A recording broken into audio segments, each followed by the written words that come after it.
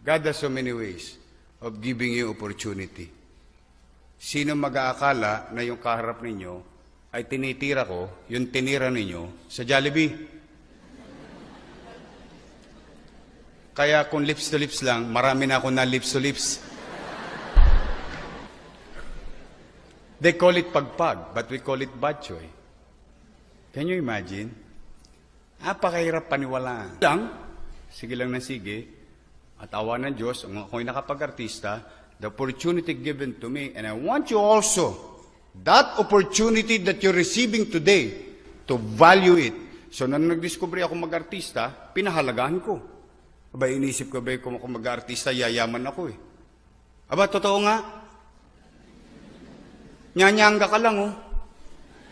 May yad ba na?